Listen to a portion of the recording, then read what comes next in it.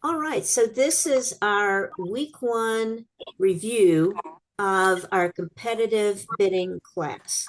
And sorry to hold this at a different time than I usually do, but as I mentioned to you, I had theater tickets I'd totally forgotten about. So every other week we will do it at you guys I think are at 11:30. So we'll do it on Sunday mornings better because the problem with doing it this late is it takes a while to get the thing recorded, and then it takes it a while to get it loaded onto YouTube. And so you guys probably, no one will be able to review this before class tomorrow morning. So if you Plus, wanted to. plus we're missing 60 minutes.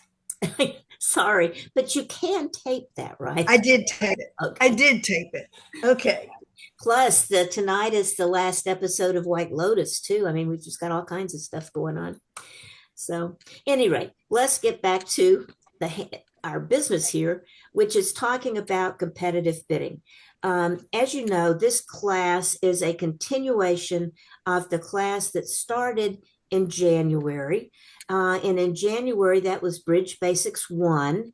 And it was, we used the Audrey Grant's Bridge Basic 1 book. And now we're in Bridge Basics 2.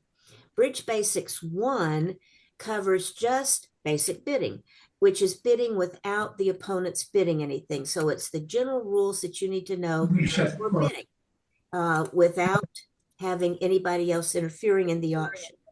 But as everybody knows, you like to interfere in the auction. The opponents are nearly always going to bid, or very frequently are.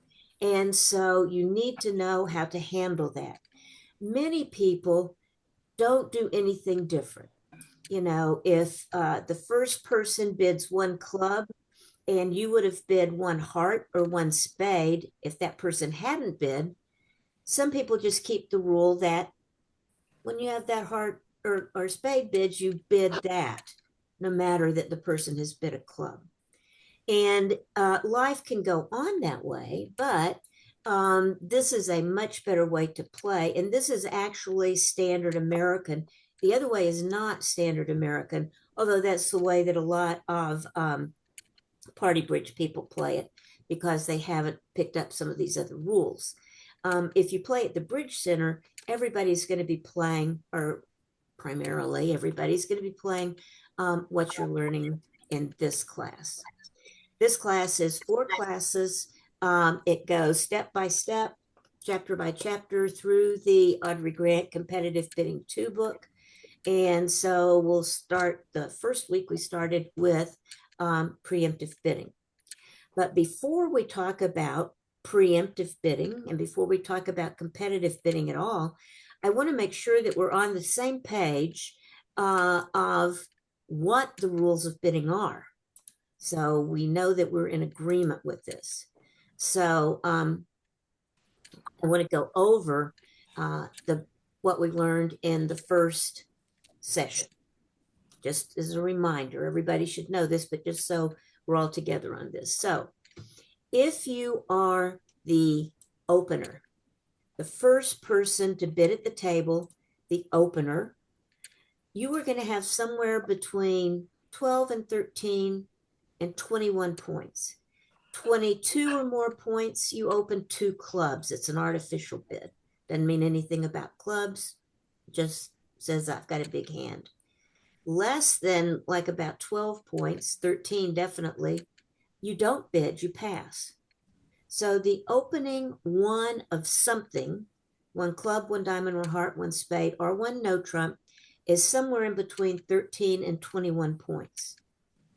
Once we look at the hand and we decide that we have an opening hand, what we would like to open, if we can, is one no trump. One no trump, as we learned, is 15 to 17 points, and it requires a balanced hand, no more than one doubleton, one with 2 cards in it, more cards in every other suit. So if you have that, that's our first choice of what to bid if we can. And the reason for that is it describes our hand in one bid. Whenever we can describe our hand in one bit, give all the essential information about our hand at one time, we'll do it. And the opening bit of one no trump, if you can do it, is a good way to do that. But you can't do that a lot. So usually you have to picking between the other two options. Our second option is we want to bid a major suit if we can. So if you have 5 in the suit, you will open one heart or one spade. Those are the major suits. As you know, that's always where we want to be. Even if we start out in no trump, most of our responses have to do with getting us into a major suit, not no trump. So we would prefer to play a game of 4 or 5, uh, 4 hearts or spades. If we can find the fit, which is the 8-card fit that we need to have the magic fit that we need to have. If you do not have a no trump hand and you do not have 5 of a major suit, then you will bid your best minor suit. And if if you don't have a best minor suit, because you have equal length in the minor suit, with 4-4, you'll open diamonds, and with 3-3, you'll open clubs.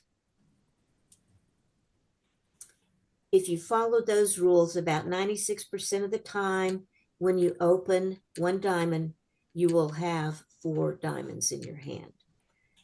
So if your partner opens a diamond, you can be pretty sure they've got 4. So it tells us here with 13 to 21 high card points plus length, we will open at the 1 level. And then our partner will bid something. And when we come back, we will describe our hand if we have to make a second bid using one of these 3 levels. And we'll talk about that in a minute when we come back to this. Okay, so that's opening. Opening is really pretty straightforward. I hope none of you are having very many problems with opening hands right now, because it's, if you have 5 in a major suit, you open that. If you don't, you open a minor suit. So responding is a little bit different. Does require a little bit more finesse. We have to think about this a little bit, but it helps us if we think about what are our priorities. May I ask a question? Yes. When you're opening with a major Uh-huh. and you have 5, what Mhm. if they're not very high? We don't care. Okay. It's not the strength Okay. of the suit, it's the I hear length you. of the suit. Okay. Great. Thank you. So don't worry about that. Okay. So priorities for responder. The first thing is you want to raise your partner's major suit if you can. If he has 5, you only need to have 3. And so that you want to get into the major suit as quickly as you can. Tell him about it and limit your hand also with telling him about the major suit. If he didn't bid a major suit or you can't raise his major suit, then your second thing is bid a 4-card major suit of your own if you have it. If he started a diamond and you've got 4 hearts or 4 spades, you will bid that, even if you have a lot of diamonds. You will always name a 4-card major if you have it as a responder, unless you're supporting your partner's major suit.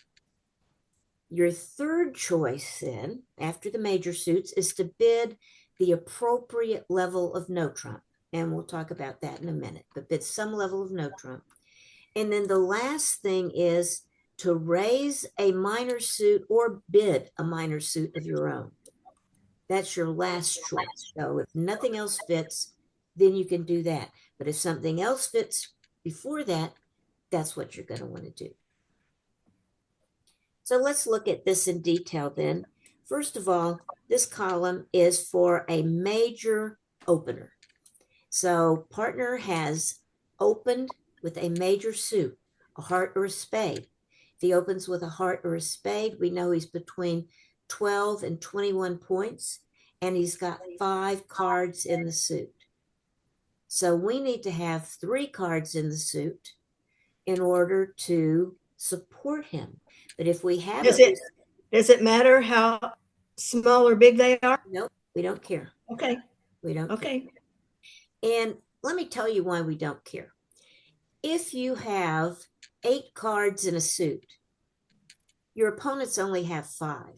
That's why, if we have 7, they've got 6. We've got more, so that's good, but they've got nearly as much as us. But if we go to 8 in a suit and they've only got 5, we've got substantially more. Of course, 9 and 4 is even better, 10 and 3 better than that. But our usual fit is 8 in a suit. That leaves 5 out. Okay. If the worst case scenario would be if we are missing the ace, king, queen, jack, 10, our suit, the 8 cards between me and my partner start with a 9. The ace, king, queen, jack, 10 are out against us. Usually those are split. And usually about 55-60% of the time they split 3-2. So that means they're only going to take 3 tricks. Worst case scenario, they might take 5 tricks. You see. But if we're in that position, we usually don't have that many overall points anyway. It would be really bad luck for me to open a 5-card suit headed by, the 9 or the 8 or something, a really bad suit. And my partner then has a fit and also has no face cards. So right there, that's unusual. And then for the 5 that are out to be split 4-0 or 5-4-1 or 5-0 is very unusual too. So that's why we don't care if we have high cards in our suit, because we have so many more than the opponents do. The chances of them being able to do too much damage to us is not that great. So we just don't worry about those odd situations. Now, do they come up? Do you have a 8 or 9 card suit and they take the first 5 tricks in it? Yes. But then do you know what happens? We put that hand away and they deal another hand and we play that hand. So we don't care. Good one. We don't care. Just go on. Okay, so let's go back to this then. For suit openings, if partner has opened a major suit and you have support. And I just noticed I brought up a older version of this thing because on the newer versions and the ones you guys got in class, it mentions that if you have support, if you have 3-card support for your partner, they've opened a heart or a spade, and you are going to support the heart or the spade, instead of adding length points as you did when you initially valued your hand, you're going to revalue your hand using dummy points, shortness points. So if you have a void, you get 5. If you've got a singleton, 1 in the suit, you get 3 points. If you've got a suit with just 2, you get to add 1 point. So originally we count high card points plus length, but when we find a fit with our partner and we're going to raise our partner, we forget about the length points and take high card points plus shortness. And that can, most times, substantially change the value of your hand. So don't forget to do that. You might want to make a note here that if you're going to support, if you're in this column, partner's open to major, and you're going to support the major, you need to revalue your hand using dummy points or shortness points. Now, if you have less than 6 points, you're just going to pass. But if you are in the minimum category to respond, 6 to 9, not a lot of points, but it's some, you are going to raise to the 2 level. So they started 1 heart, you'll say 2 hearts. They started 1 spade, you'd say 2 spades. If you've got a little bit better, 10 to 12, then you're going to jump. You're going to raise to the 3 level. That's also called a limit raise. We'll use that phrase from time to time. That's a limit raise, 10 to 12. So they bid 1 heart, we bid 3 hearts. 1 spade, 3 spades. We've jumped up a level. If you've got 13 or more, you would think that you would just bid game, because if partner has an opening hand, And I have an opening hand. That's 26 points between us. That is the game level on the bidding ladder. 25 or 26 points is a game. So when we have that, we should know we could bid game, but we don't bid it right away. And the reason we don't bid it right away, here's another thing that I've changed on the newer one that you have. If you raise to game, as it says here, that's actually saved for another bid. If you have back, let's zip back up here to our 6 to 9 level, the minimum level hand. If you have 5 card support and 6 to 9 points, you just jump to game from there. That's called a weak freak. So right here, if you were in the 6 to 9, where it says you just raise to the 2 level, actually you raise to the 4 level with 5 in the suit and minimum number of points. The reason we do that is because there is a thing called the law of total tricks, which we're going to learn about this in our next class. But the law of total tricks tells us that we're safe to bid to the level we have trump between us. My partner has 5 and I've got 5. That's 10. 10 tricks is the 4 level. 6 plus 4 is 10. So we should be safe to bid to the game level. It doesn't mean we'll make it, but it means we are better off bidding that than letting the opponents find the fit that they have and bidding theirs. So that's the reason for the weak freak. And we'll talk more about it Monday. But anyway, that if you have that, you're going to raise to 4 directly. So if you have 13 or more and you know you have game and you know you want to play game in the hearts or the spades, you don't just bid the game. You bid a new suit first, a new suit. And the reason you do this is because partner has to bid again. A new suit by responder is always forcing partner may not pass.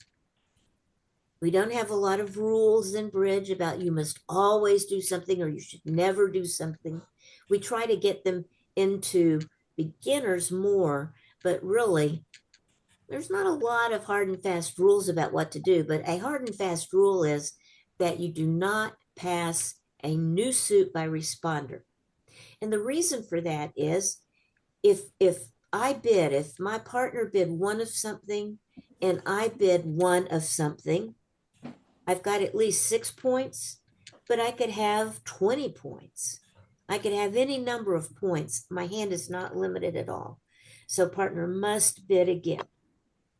Cannot pass. So anyway, if I've got 13 or more, I bid a new suit and then wait to hear what partner is going to say when they rebid.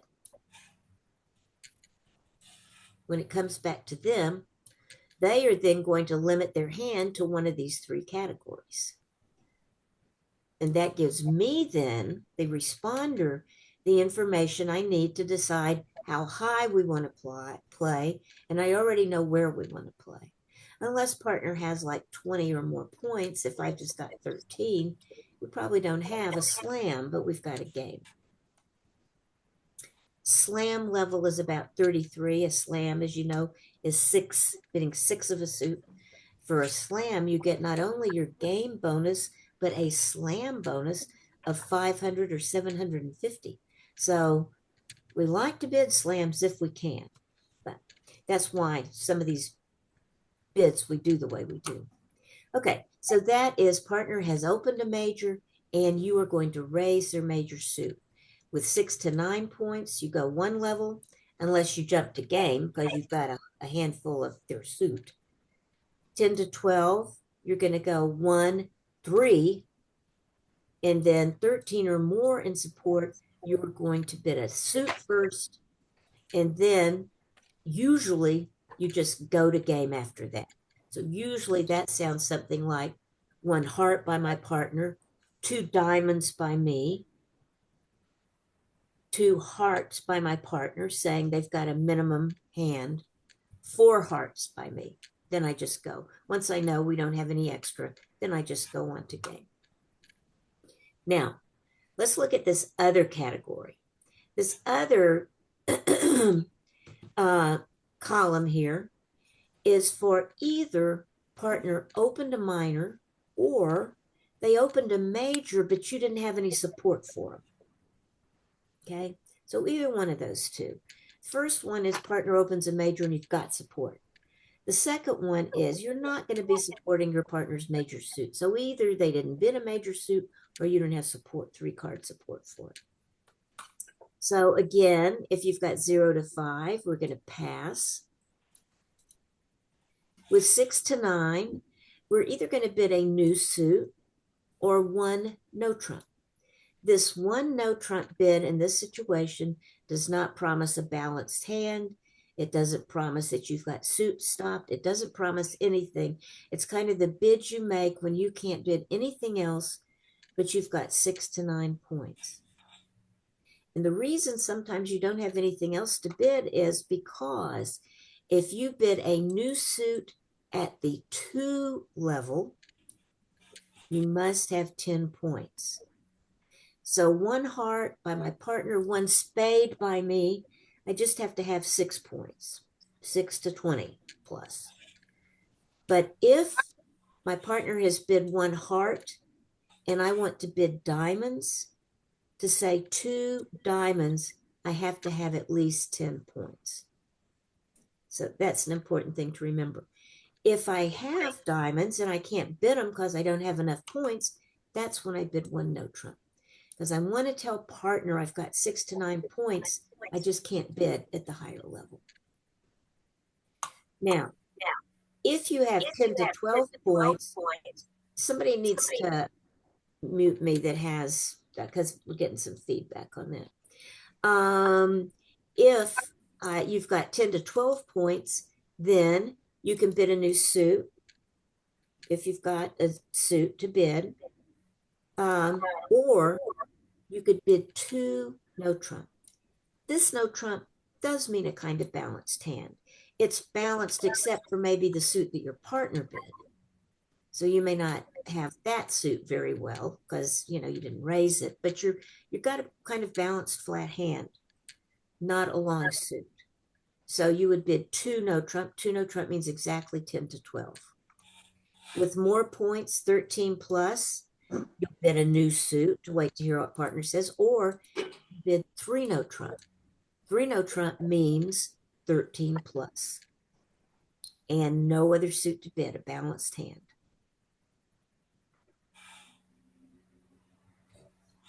Now I want you to notice some things here. You partner is required to respond to a new suit by the responder. So if opener hears a new suit from you, they have to bid something. And if they have to bid something, then they're going to tell you what level they have. If they have a minimum hand, if they started with a minimum hand, they're going to rebid I'm their really suit. hot, darling. They're going to rebid their suit, Yeah. raise partner suit, or they can bid a new suit, or they can bid the lowest no trump. All of those things, which are basically, putting the brakes on, just rebidding your suit, raising your partner suit 1 level, or bidding the lowest no trump you can bid. All of those say stop. I don't have extra. They can't see Minimum you. hand. I don't know. Huh? I don't fucking care, Mike. Somebody needs to mute their, your Audio. audio. Thank you. I couldn't think of the word. Yeah. And if you bid a new suit doesn't show a minimum hand because you could bid a new suit here or you could bid a new suit here. So it doesn't necessarily show a minimum hand. It shows 13 to 18 points. Well, wouldn't that be possibly confusing to your partner? It's not exactly confusing, but it is ambiguous. Mm-hmm. You need to remember that if a partner has bid a new suit that doesn't show that their minimum, it doesn't show their maximum. So just like a responder, if a new suit comes up from a responder, you need to bid again. If the opener bids a new Get suit, you one of your denim you should things. try to bid again. Yeah, that'd be good. You should try to bid again. Now, 70. Yeah. Now it it doesn't always mean that it is a minimum suit. It doesn't always mean you have to bid again because it could just be 13 to 15. And if you had a real minimum response, then you probably don't want to bid again. But you do need to remember that a new suit by the opener is ambiguous. It's 13 to 18 points. The way you can show the big suit is a jump shift, which is jumping up a level and going to a new suit. So like one heart, two diamonds by my partner, three spades by me. I jumped over the two spades, went up to three spades, and it's a new suit. Jumped a level, new suit. That's a jump shift. That would promise at least 19 points. But I can kind of accomplish the same thing by just making a forcing bid, which is a new suit, is usually a forcing bid, especially if I do it at the a level above where I bid before. So, okay. Now let's go back down here and look at the responders. Sally, I have a question. Yeah. So if you go up on that screen earlier and let's say you have 19 points. Yeah. Can you convert those points into tricks just from the point count, or you have to look at the cards and see how many face cards you have? Well, no, because if you have 19 to 21 points, you have to have a lot of face cards, or you have to have two really long suits. That's true. Okay. Okay. I'll have a follow-up question later in the hour about this. Okay. I'll be here. Okay. Okay, let's look back down to responding. Because we said if responder bids a new suit, it's always forcing. Well, if you have made a bid that has described your hand exactly, then your partner the opener doesn't need to do more describing of their hand. They can take what they know about your hand and just stop or go to game or whatever they want to do. So it's important to know when you have described your hand. And when you have described your hand is if you raise to 2, if you raise to 3, because this is 6 to 9 with support, this is 10 to 12 with support, or if you bid 1 no trump, or if you bid 2 no trump, or if you bid 3 no trump, because all of those promise an exact number of points. So if you've promised an exact number of points, instead of you needing to worry about how high you need to go, your partner is going to be the one that knows that. And in bridge, he who knows goes.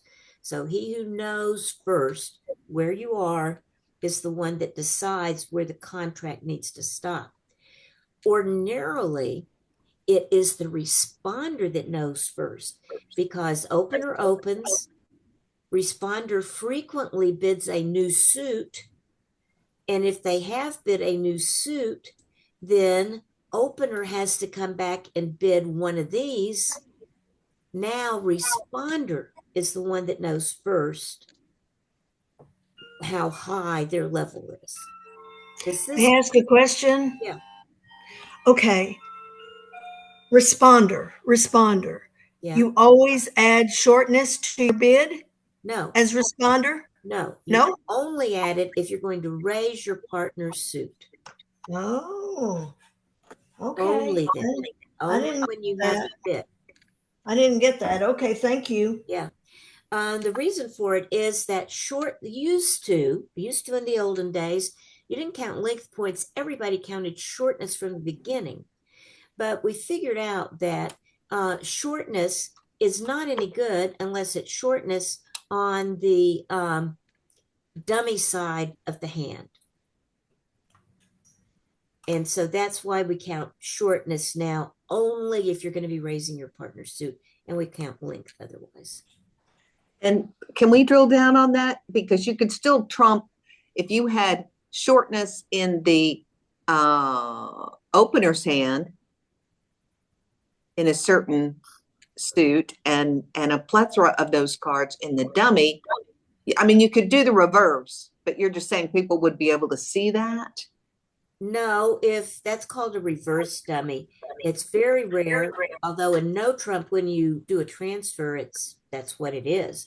But it's rare for the person who bid the suit first to have fewer cards than the other person. It's possible, but it's rare. But in that case, you can trump on either side. And so it's not so important. When it is important is especially if you have 5 on one side and 3 on the other. And let's say we had the ace, king, queen, jack, 10 here and 3 little ones over here. Okay. Uh-huh. If we play the ace, king, queen, jack, 10, these 3 little ones are going to fall underneath there. Uh-huh. But if we're short in another suit in this hand, like if these are hearts and we have no clubs, we want to lead a club, trump it with one of these 3 little ones. Now we have these 5 plus that one that we trumped with, 6. Sure. That's why we care if it's on the short side, and because that's mostly what we have in regular responses, that's why we say they're dummy points. It's on the dummy side. But you're right in that it could be the other side. It's just it's so rare for it to work that way. And if it does, it means you've got, a lot of trump. Well, in that case, we're going to pull the other people's trump real quick. We don't need to trump as much with our smaller ones. I see. Okay. Okay. All right. Any questions then on this basic stuff? Because we kind of have to understand that to lay the competitive bidding part on top of it, especially what we're going to be covering tomorrow, where we're going to start talking about takeout doubles, and then over calls tomorrow, takeout doubles the week after that. Okay. This week's actual topic, besides this review, was preemptive bidding. Now, preemptive bidding, it's kind of like a preemptive strike, right? In war or something. It means we want to get in before the other people get in. We want to take up room. We want to get out there ahead of everybody else. So a preemptive bid is a bid where you just jump up a level. That weak freak bid that we talked about earlier is a kind of preemptive bid where my partner bids 1 heart and I jump to 4 hearts. That's to kind of cut the opponents out. And this is a different kind of preemptive bid. This is where you have a lot of cards in one suit in your hand. And your hand is really not going to be good for anything else except that you have this really good suit. You don't have anything else, just that suit. So we jump up, we don't bid at the 1 level, we bid at the 2, 3, or even 4 level if we've got 6 or more cards in a suit. And the reason we do this twofold. First, it describes your hand exactly in one bid. And remember, we like that and we can do that. So we're going to describe our hand in one bid. And the second thing it does is it takes up room to make it hard for the opponents to bid. You guys are going to get tired of hearing me say this in competitive bidding, but in competitive bidding, we want to make it difficult for the opponents to bid. We don't want to just let them have the bid. And a preemptive bid is one way to take up a lot of room, a lot of space for bidding, and make it difficult for them to find where they belong. Okay, so what it is exactly? Well, here's what a preemptive bid is. You need to have all of these, okay? The first thing is you need to have less than an opening hand.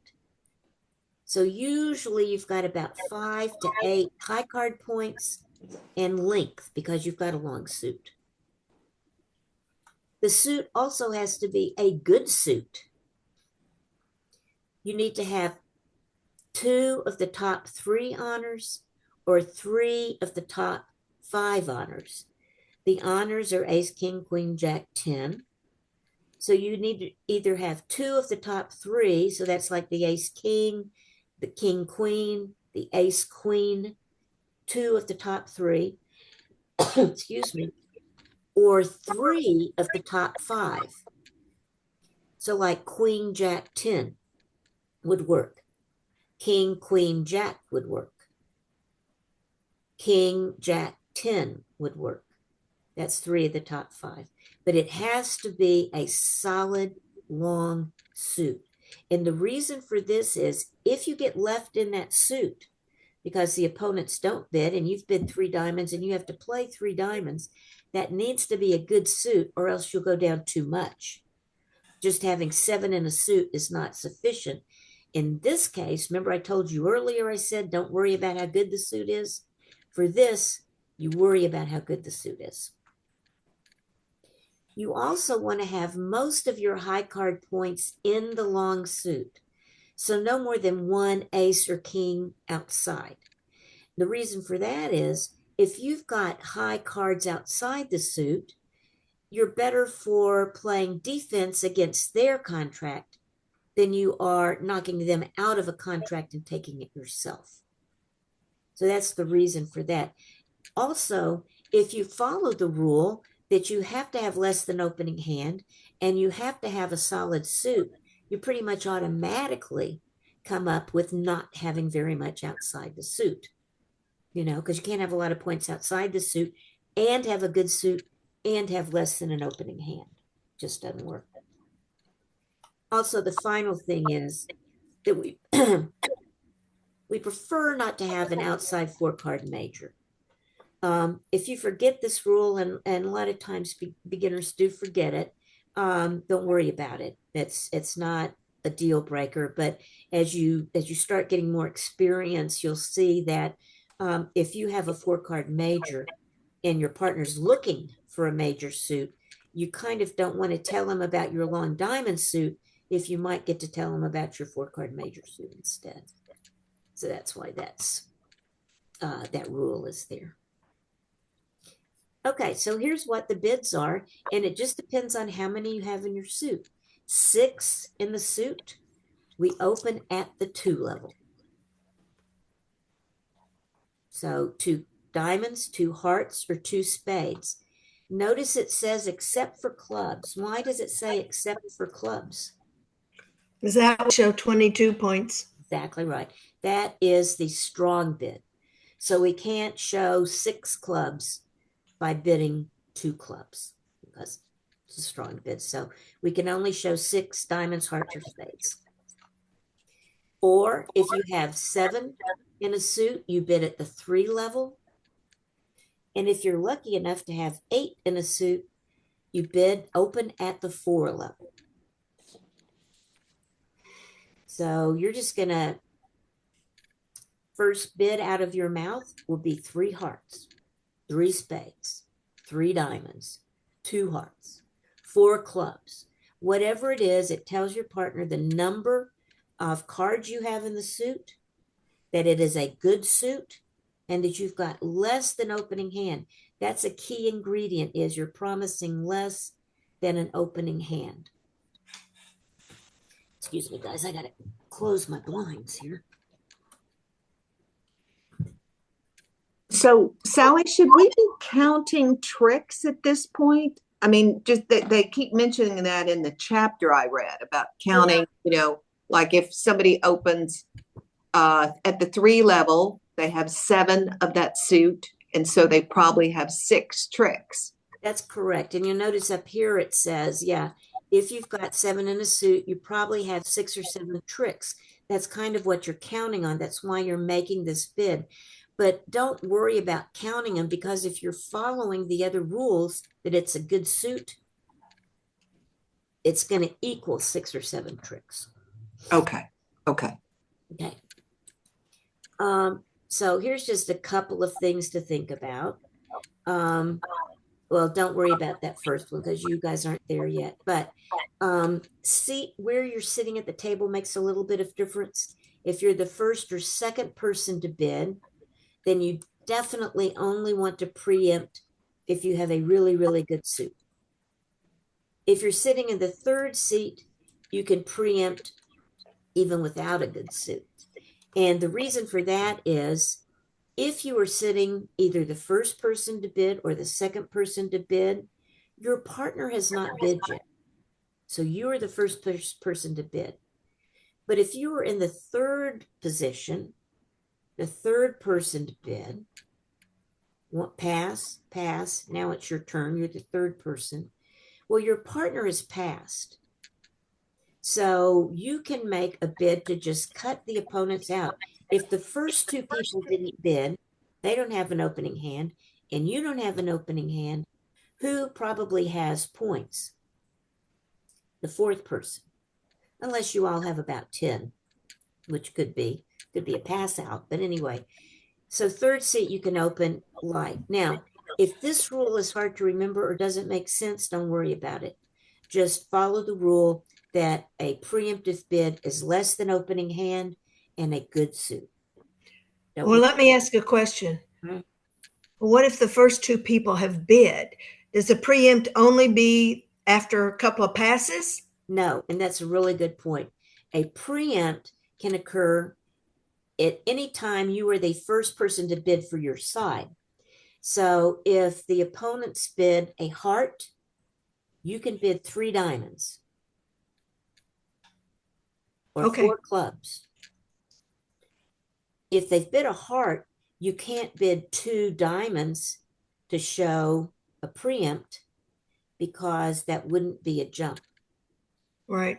Okay, so it's always a jump. The preempt does part of it is that it's a jump, but yes, you can definitely make it after the opponents have bid, even if both of them have bid. It could have gone 1 diamond, pass, 1 heart by the opponents. They've bid diamonds and hearts. Your partner has not bid. You could bid 3 spades if you have a really good long spade suit. Okay, good. Okay.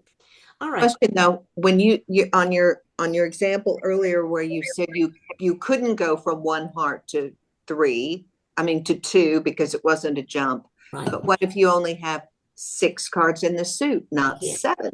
Can't show it. You can't do a preempt then. You can't do a preempt, but you could just bid 2 hearts. You know what I mean? You can't show the preempt, but you can bid to show it in that case. Right, but if you had a Tomorrow different, about overcalls, that would just be an overcall. yeah, if you had a different suit, but you only had 6 in the suit, not 7, you would just Yeah, bid a you new would suit. just bid it. You couldn't preempt. You would I just see. be bidding the suit. Yeah. I see. Okay. Okay, now let's think about responses. Responding to partner's preemptive bid. Partner has said they don't have many points. They've got less than an opening hand, and they've got this long suit.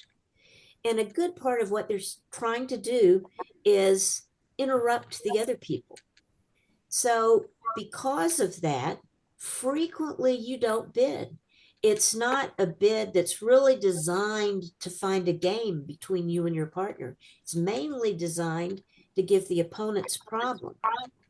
Now, sometimes you may have a game, but if I've got less than an opening hand, how many points does my partner need to have for us to have a chance at game? 20 or more. 20 would be really good, but 16 or 17. What I like to do is I always, if my partner is preempted, I just put in my head they've got 10 points. They may have a couple more, a couple of less, but I just say, okay, that's 10 points. How many points do I need to have a game? It'd be a good 15 or 16 points. So if I've only got, if even though I like an opening hand, I've got an opening hand, my partner is preempted, I'm just going to pass. I'm going to pass because, you know, they've already taken up the bidding space I needed too. It's called a double-edged sword. So anyway, so usually you're just going to pass. Pass if you don't have a fit and you don't think you have enough for game. By the way, if partner is preempted and has 6 or 7 in a suit, it is a rare day when you are going to go bid your own suit, because they have nothing else except that suit. And so unless you have a wonderful suit of your own and 0 of theirs, you just go with their suit, because you can use your wonderful suit as a second suit if you need to do that. You can also use this law of total tricks we've been talking about, that we're going to talk about more tomorrow, if you may be able to make game, or you have some support but a very weak hand. So you can raise in that case. If partner opens 3 spades and I've got 16 points, even if I don't have any spades, I'm going to bid 4 spades. But if partner opens 3 spades and I've got 3 or 4 spades, I'm probably going to bid 4 spades anyway, not because I think we can make it, but just to really make it impossible for the opponents to bid. And if I have a very weak hand, I'm, kind of ironically, going to be even more likely to do it. Because if my partner has about 10 points and I've only got 2 or 3 points, but I've got a lot of their suit, who has the points? The opponents. The opponents do. They should be bidding game at least. So I'm going to make it hard for them to find it. So I just go ahead and bid 4. But that's kind of unusual. Usually you pass. We aren't going to really cover this in this class, but I will tell you that if you might have a game, but you're not sure, and you want to find out more about your partner's hand, you can bid a new suit. A new suit. It's not really that you're hoping to find that suit. You just kind of want more information about your partner's hand. If they have support for that suit, though, they will raise it. So then you usually go back to their suit and just know that you now have a second good suit. And there's one other thing. If over the 2-level bid, 2 diamonds, 2 hearts, or 2 spades, a lot of times you might like to stop at 3 no trump if you could, if you have a good hand and your partner has bid 2. So in that case, you can bid 2 no trump, and the 2 no trump says, partner, do you have another way into your hand? Do you have a feature in your hand? Do you have an ace, an outside ace? Usually they don't, because that's part of the rules, and we usually don't. But if they do, they'll bid that suit to tell you where their ace is. Then if that's useful to you, you might go on then, or you might bid 3 no trump. Don't worry a lot about this, because actually they don't cover this. I don't think they cover this in Audrey Grant's book. It doesn't come up very much. If you don't remember this, It's in the chapter on preemptive bidding. Is it? Okay, good. So if it is there, then good, you can know it. But that's just what it's for. And it works only over the 2-level bid. Because if you bid 3 diamonds or 3 clubs, and I bid 3 no trump, we're too high for me to be really asking questions about your suit. If you've got an answer I don't like, we're stuck too high. But at the if you open 2, we can still stop at the 3 level if we need to. Okay, let's look at some examples to see how this works.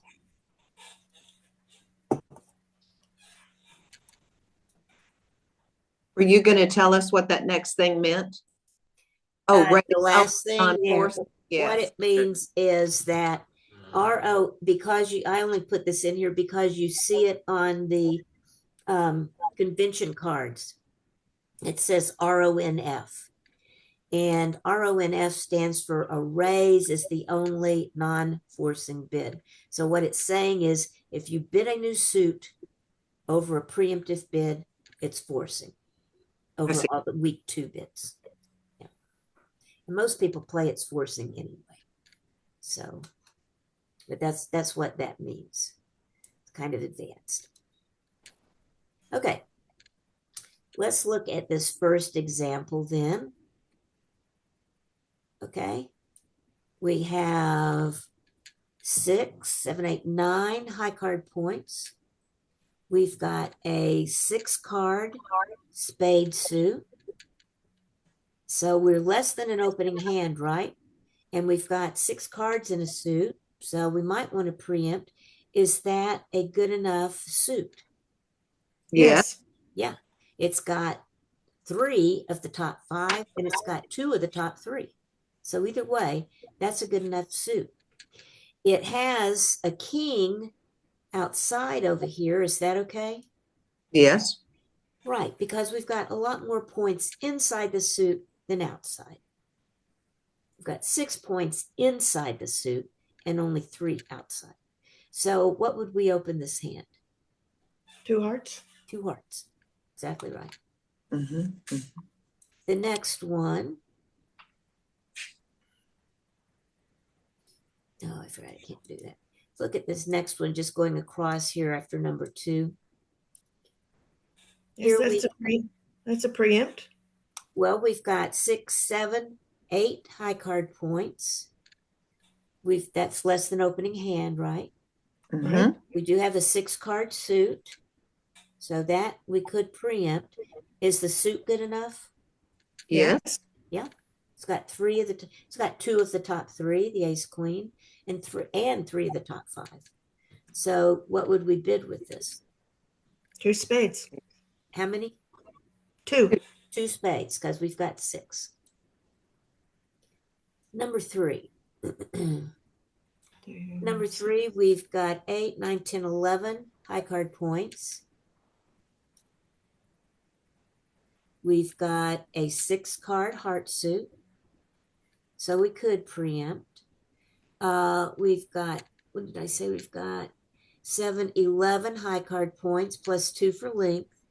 So is our suit good enough to preempt?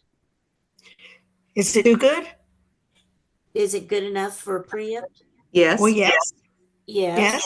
The suit is. So what should we bid with this hand? 2 One hearts. heart. 1 heart. Very good. Because this hand is too strong to preempt. This is a regular Oh, opening yeah. hand. Yeah. Okay. Yeah. So we will open this hand 1 heart, even though we have 6 hearts and we can't tell our partner we have 6 hearts. But it's more important to tell our partner we have at least 5 hearts and we've got an opening hand. Preempts we save for less than opening hands. Okay, let's look at this one. Here we've got 5, 6, 7, 8, 9 high card points, 2 for length. Are we going to, is this suit good enough? We do have a 6 card heart suit. Yes. It's good enough. Good enough. What should we open this hand then? 6, 7, 8, 9. 2 hearts. 2 hearts. Does everybody agree? Uh, I mean, you've got a strong spade suit, but Yeah. you And don't have points. remember, we said 2 things. Number 1, if we've got more points outside the suit than inside the suit, we usually don't want to preempt. And here we've got 5 points outside and 4 points inside. True. And second problem is that is a 4 card major suit. Oh, yeah. That was one of the We rules. don't like to do that. Yeah. So, if you opened this 2 hearts, would it be the worst thing in the world? No. It at least does describe the hand to some extent, but it's not a good idea to do it when you've got that many points outside and they're in a major suit. So this one we would just pass. Or bid 2 hearts less optimally. Mhm. Okay, number 5. Here 3 we, spades. yeah, here we've got 6 high card points, and we've got 3 extra for length. So this hand values to 9 points. So we've got a good long suit. Is it good enough? Yes. How come? It's got 3 of the top 5. 3 of the top 5 and 2 of the top 3 with the ace queen. So either Right. way. So what are we going to open this then? 3 spades. 3 spades. Because there are 7. That's there's 7 of them. Exactly right. Let's look at the next one now, number 6. Oh, wow. That has 8. 1, 2, 3, 4, 5, 6, 8. Yeah, So yeah, 8. And So so that's we've got 7, 8 high card points, 4 for length, 4 hearts. 4 hearts. Is everybody in agreement? Yeah. You're going to start out with 4 hearts.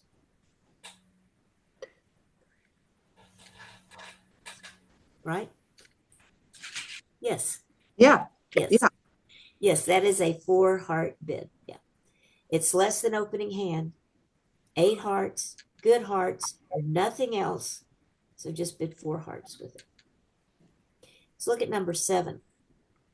Here you've got 3, 4, 5, 6, 7 high card points. You've got a 7 card suit. We've got 7 high card points and 4 for length. So we are less than opening hand. So what do we want to do with this hand? Do you have too many points outside of your preempt? That's one problem. Yeah. And you have high cards in 2 different suits. Yeah. And you don't have 3 of the top 5. Yeah. That suit is not good enough.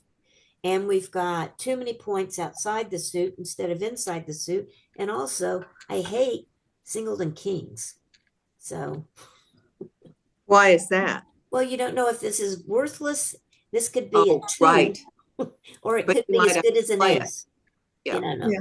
So, okay, let's look at the last one here. We've got 5, 6, 10 high card points, plus 3 for length. 4, We've 5, got a 6, good heart suit.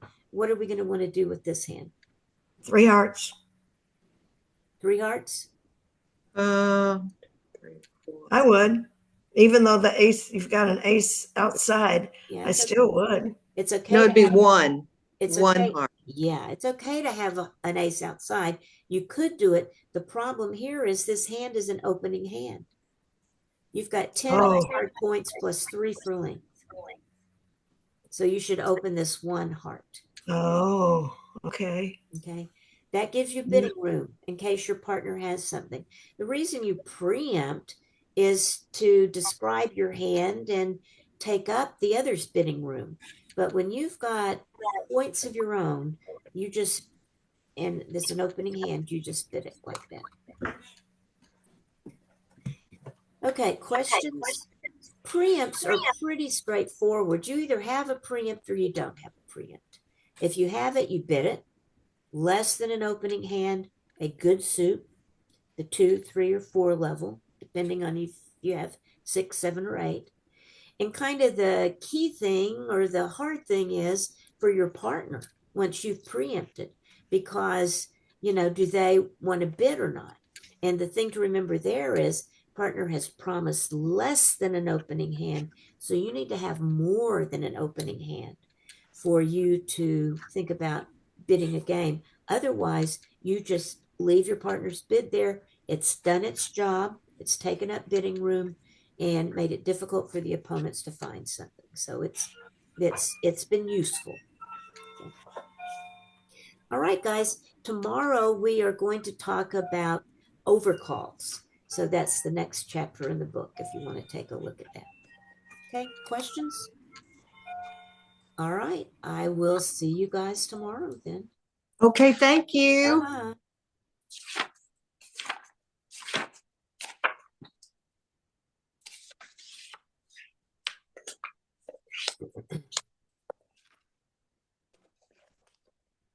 See you later. Bye-bye.